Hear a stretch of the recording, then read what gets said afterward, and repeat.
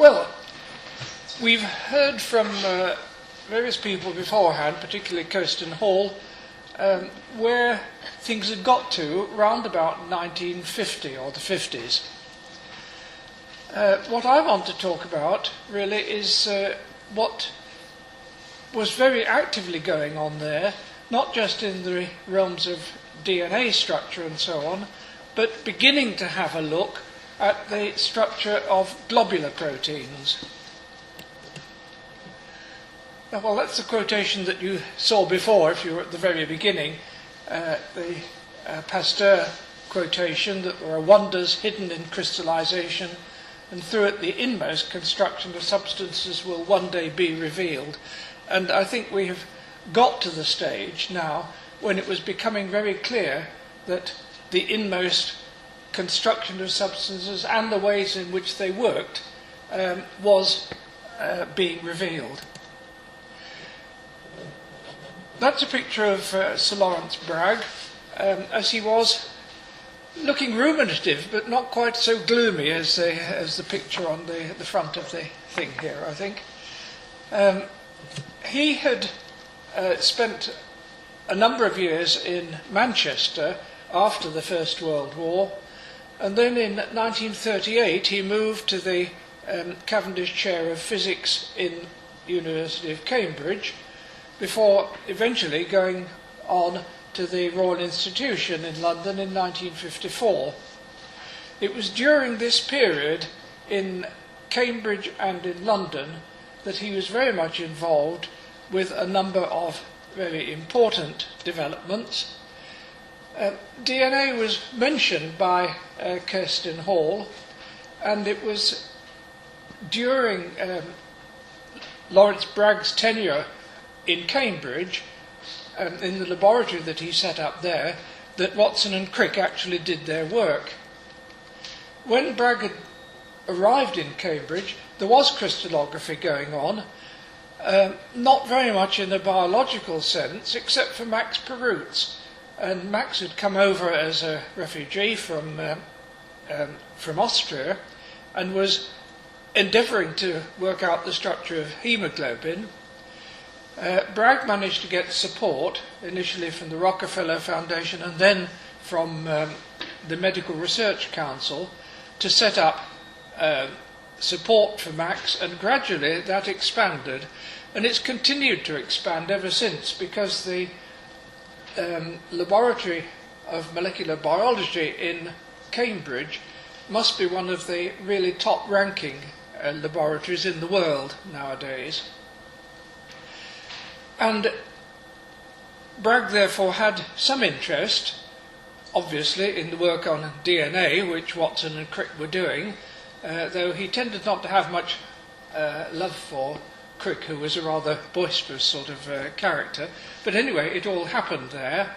And then afterwards, Bragg stimulated the work of Max Perutz on hemoglobin and John Kendrew on myoglobin, and after he moved to the Royal Institution, work with which I was involved on the structure of lysozyme.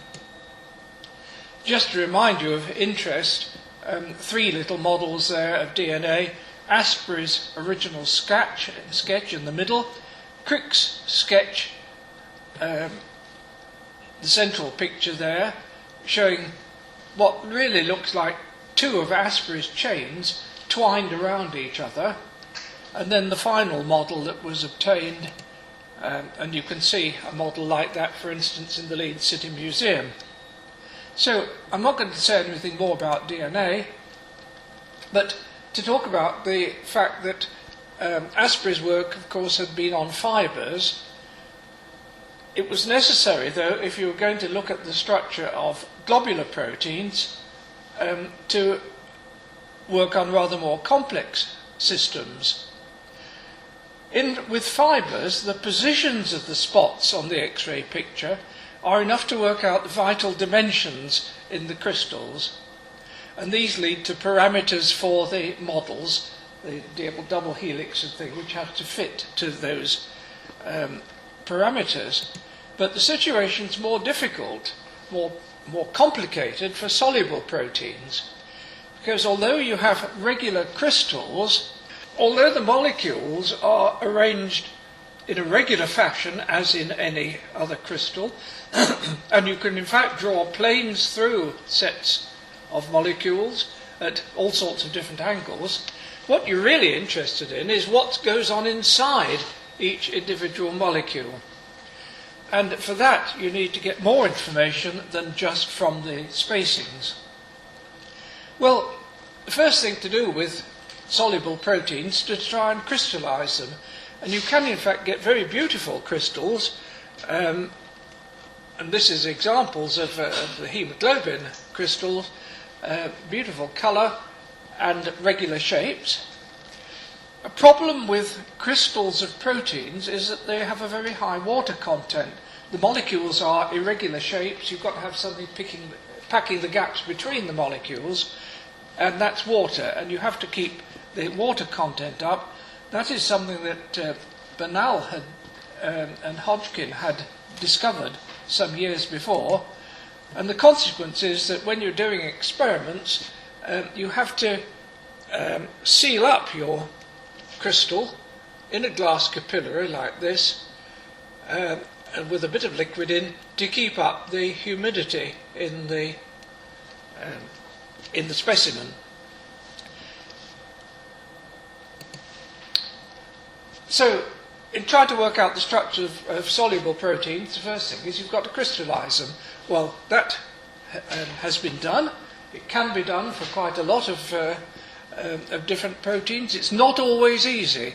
There are umpteen examples of proteins that people have tried to crystallize and have never got nice crystals. But it can be done in some circumstances. And the next question is, if you have got the crystals, how do we get from the resulting X-ray pattern to the structure?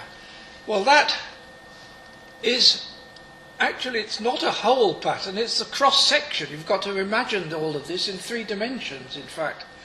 And you can see that there are regular spacings between the various spots, but the spots are varying in density, indicative of the intensity of the X-ray beam that has gone in the different directions. But how on earth do you go back from that to the 3-dimensional structure of the molecule that gives rise to it? Well, you can measure the intensities.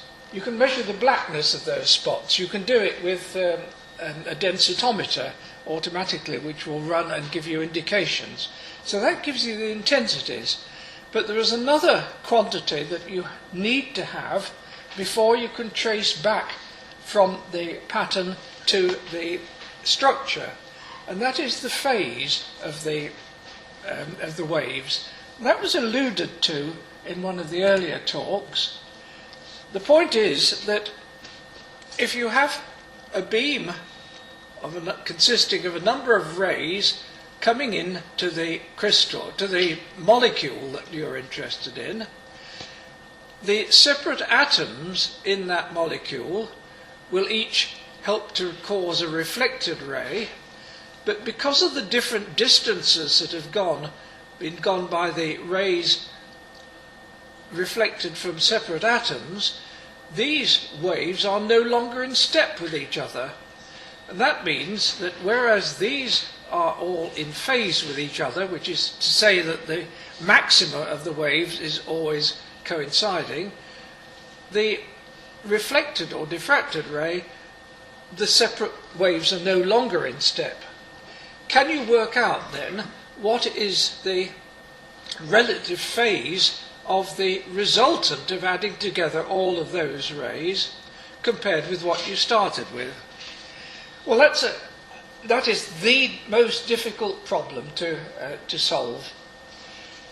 It was solved by a method that was developed by largely by Max Perutz and colleagues, which is to add something to the protein crystal, which would be a strongly scattering atom at regular places within the molecule. A strongly scattering atom like mercury has to have a high atomic number, and you can get a few of those put into the protein molecule, and that causes changes in the pattern. And these are two halves, one of the native protein and one with the protein which has had added scattering. Now you're going to say these look identical. They're not identical. If you look, for instance, there is a little row of 3 spots. And look over here for the corresponding thing. The third one has virtually disappeared. Keep looking from one side to the other. They're small differences, but there are significant differences, and you can measure those. And when you have measured them, you can work out just where the extra heavily scattering atom has gone, and what effect it would have on the phase of the rays. And from that, you can determine the missing feature of the data that we had, the phase angle. So you've now got the intensity and the phase angle for each of these waves, and you can now put them back together in order to get a map showing where the atoms in the structure are. You've got a very large number of calculations to do, though. And one important point here is that until the mid-1950s, there were no computers available that could do all these calculations. And this is something really that is amazing when you look at it. The sort of computer that we got in 1956 was something like this Ferranti-Pegasus computer. Cost £50,000 in that time, which is probably, I don't know, £250,000 or something now. Small amount of storage that it had. Compare it with my laptop, costing £400. Look at the difference in the storage capacity between these two. An amazing sort of thing. My watch has probably got about as much capacity as the Ferranti-Pegasus computer. But that was an important thing in being able to work out the three-dimensional structure of proteins. So we've got that solved. The result comes out in what we call a figure field, values of the density, the electron density within the crystal at all sorts of points. You can do a contour map of that to show where there's a lot of electron density, which means that there are a lot of atoms. Where there is electron density, there atoms are to be found. Depending upon how much data you're able to measure, if you've only got the central narrow region of the diffraction pattern, you don't see much detail in the map. A bit better, collect more data, more detail is coming out. More data still, and finally you're able to see individual atoms. Well, the very first structures that were worked out for myoglobin and haemoglobin were just about that sort of level of detail. Now, Asprey had the idea, perhaps just these alpha-helices which were folded up in a nice regular pattern in order to form a globular protein. But in fact, the first model that came out of a protein, sperm whale myoglobin, the shape of this chain looks more like somebody's intestines in a bad way than it does the sort of regular fold that Asprey had thought one might have. But when you looked at the structure of haemoglobin, haemoglobin actually has 4 chains, 2 pairs of identical units. And here we see on the left-hand side the myoglobin chain. That's one of the haemoglobin chains, and that's the other one. And the extraordinary thing is that these 3 are very similar folds to each other. They may look like somebody's intestines, but they're reproduced, as it were, in their shapes. And this shows you something about the fact that there are family relationships between different proteins. That's a rather more detailed picture of myoglobin, and you can now see from this that the straight bits are actually helices of the sort that Asprey had discovered. They are bent up, but they're bent into rather funny shapes. Within this pattern of chains, there is what's called the heme group there, and that is the active centre of myoglobin. And at its middle there is an iron atom surrounded by 4 rings. The iron atom is the place to which an oxygen molecule can be attached. And the function of myoglobin is to store oxygen in our muscle tissues. And it stores it by the oxygen molecule is attracted to the iron atom. Now, if you looked at the quiz that you're supposed to be looking at, attached to the program, one of the questions is, why is blood red? Well, blood is red because haemoglobin, which as I say is like myoglobin, has got these iron atoms, and it's the iron atoms that are responsible for the red colour of the haemoglobin, which is responsible for why blood is red. Chlorophyll, by the way, is the substance that you get in plants. And the chlorophyll molecule is rather like this ring-shaped structure that you get in haemoglobin, but instead of an iron atom in the middle, it's got a magnesium atom. And that squeezes things in a slightly different way, and the result is that chlorophyll is green. There's a better picture of haemoglobin. Now that it's been worked out in more detail, you can see that there are 4 separate units, one there, one there, one there, and one there. And you could see that they really are rather similar to each other. The function of haemoglobin is to carry oxygen from the lungs to the tissues, and it has to combine with oxygen to do it. And the interesting thing about that is that when oxygen is bound to the haemoglobin molecule, it changes shape slightly. There you can see between the oxygenated and deoxygenated form. And when it changes in that way, the sort of squeeze that there is on the iron atom changes also. And that is why venous blood is a different shade of red from arterial blood, whether it's carrying oxygen or not. Well, those were the first 2 proteins whose 3-dimensional structure, first 2 globular proteins, as distinct from fibrous ones, whose 3-dimensional structure was worked out. The third thing I'm going to talk about was a protein called Lysozyme, which is an enzyme that is an antibiotic. I don't know whether you have ever wondered why we don't get more infections in our eyes. Eyes are a wet, warm situation. You'd think it was just the place for bacterial infections. But we don't often suffer from them. And the reason is that we've got lysozyme in our tears. It was first discovered by Alexander Fleming, who of course also discovered penicillin. It's not just our tears, it's all sorts of places that you find lysozyme, including hens' eggs.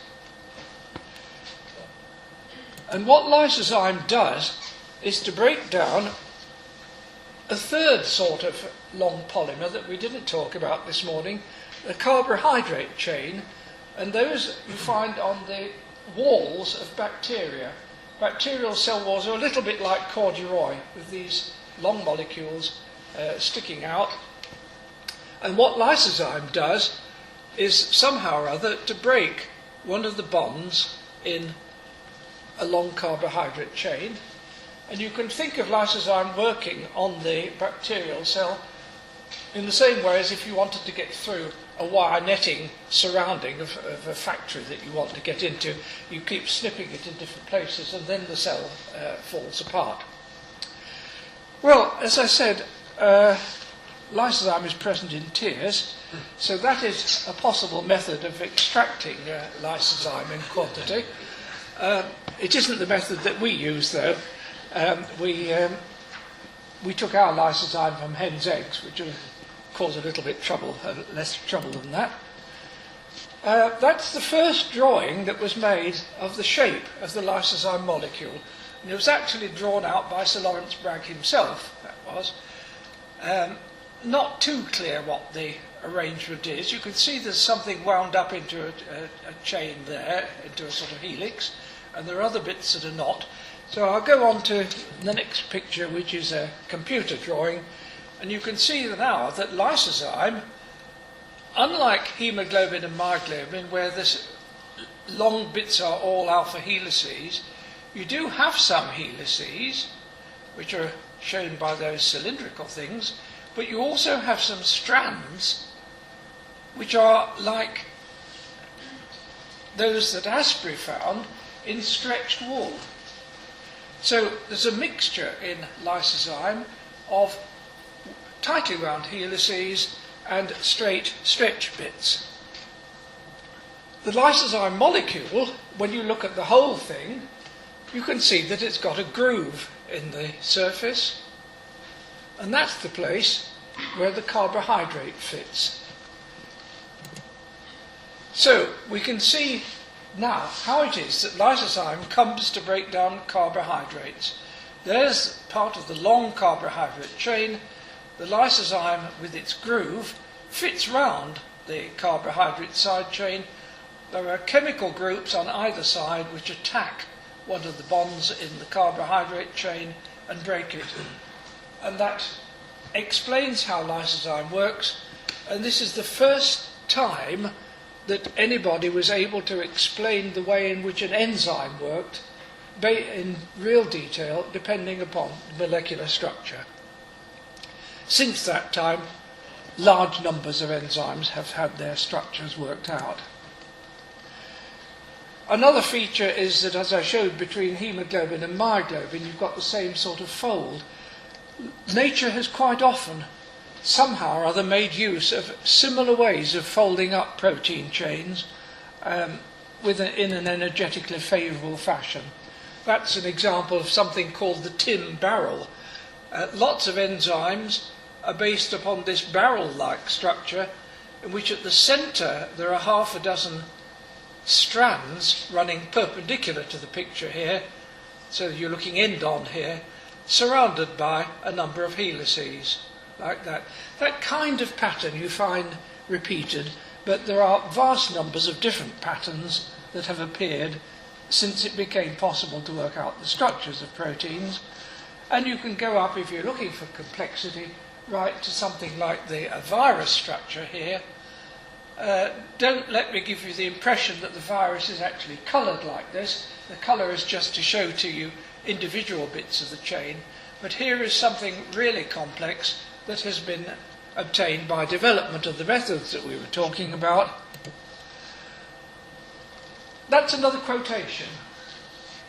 What crystallography straightforwardly gives you is a static picture of a structure. And that's something that the biological scientist A.V. Hill commented when Kendrew said he was going to study protein crystals. That's no good. Crystals don't wriggle, and if it doesn't wriggle, it's not biology. Well, there's something in that. We did see a bit of wriggling, actually, in the case of haemoglobin, but since the mid-1960s, when the work I've been talking about was done, it's been possible to get using much more powerful sources of X-rays, like the diamond synchrotron that was spoken of, to take pictures in much shorter time, and there, from that, to discover just what sort of flexibility there is in the structure of protein molecules. And that's another quotation for you, dating from 1620, John Locke. Did we know the mechanical affections of the particles of rhubarb, hemlock, opium, and a man, as a watchmaker does those of a watch, we should be able to tell beforehand that rhubarb will purge, hemlock kill, and opium a man sleep. And I would say now that we really have gone as far as John Locke would have wished, really, in explaining how things work in our bodies, combination of studies of nucleic acid and proteins and so on. So my summary, that the work of the Braggs laid the foundations of X-ray crystallography as a method.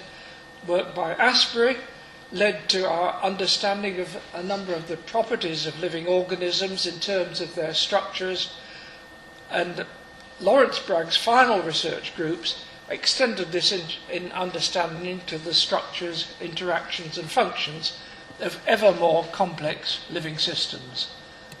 And just one last one worth pointing out UK Nobel Prize winners in structural studies.